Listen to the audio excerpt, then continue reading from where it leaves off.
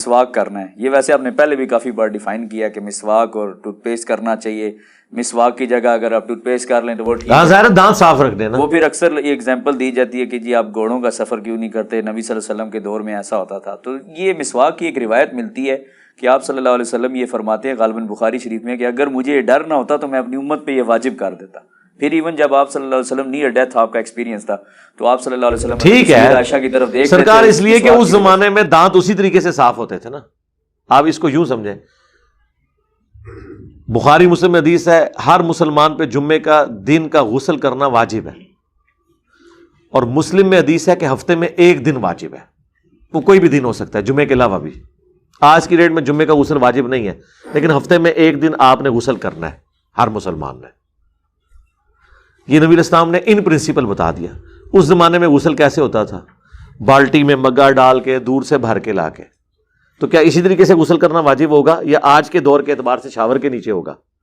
اس زمانے میں آپ بخاری مسلم کھولیں, نبی علیہ السلام جب غسل کرتے تھے تو زمین سے مٹی لے کے پہلے منی کو صاف کرتے تھے جہاں پہ لگی ہوئی ہے. آپ مٹی سے کرتے ہیں یا صابن سے کرتے ہیں؟ ساری چیزیں آپ نے آلریڈی مانی ہوئی ہیں. جب ہم ٹوتھ پیسٹ پہ آتے ہیں ادھر پھر آپ مسواک لے آتے ہیں بیچ میں. ہمیں مسواک سے کوئی اختلاف نہیں ہے, لیکن ہم کہتے ہیں پھر آپ صابن کی جگہ بھی مٹی استعمال کریں, شاور کی جگہ بھی بالٹی استعمال کریں. مسواک ہی کو آپ نے کیوں کر لیا؟ اس زمانے میں مسواک تھی تو حضور نے مسواک کرنی تھی. میں آپ کو دعوے سے کہتا ہوں آج کے زمانے میں اگر نبی علیہ السلام ہوتے تو آپ علیہ السلام اسی کو اڈاپٹ کرتے جو سب سے بیسٹ چیز ہے. اور میں آپ کو بتاؤں مسواک جتنی اس وقت مخلوق ہے دنیا میں یہ پوری بھی نہیں پڑھنی تھی. درخت کاٹ کاٹ کے ہر بندہ وہ کر بھی نہیں سکتا, اس لیے اللہ نے ریسورسز کھول دیے. زور صفائی پہ ہونا چاہیے بجائے مسواک کے, زور کپڑوں پہ ہونا چاہیے بجائے تامت باندھنے کے. ٹھیک ہے نا؟ تو ٹھیک ہے ہم نے مسواک کرنا, میں نے کبھی مسواک کی توہین نہیں کی, کریں آپ مسواک, کس نے روکا آپ کو؟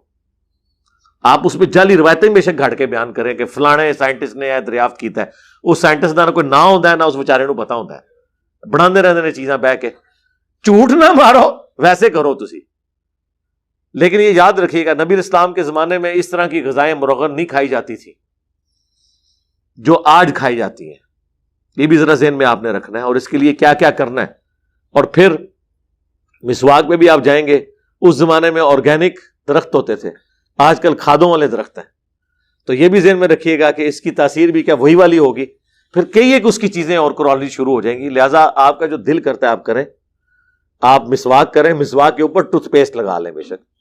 آپ کو اگر برش سے کوئی چیڑ ہے, گورے کے بنائے ہوئے برش سے چیڑ ہے آپ کو, موبائل سے کوئی چیڑ نہیں ہے, گاڑیوں سے کوئی چیڑ نہیں ہے, فریج سے کوئی چیڑ نہیں ہے, بس رہ کے آپ کو اس سے چیڑ ہے, تو میرے کوئی نہیں اختلاف, آپ کریں.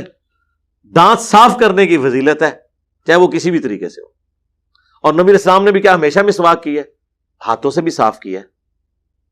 اس زمانے میں لوگ نمک بھی یوز کر لیتے تھے, مختلف چیزیں یوز ہوتی تھی. مسواک تو ایک سورس ہے, پھر مسواک بھی کئی چیزوں کی ہے, صرف زیتون کی نہیں ہے, پیلو کی ہے, اور چیزیں.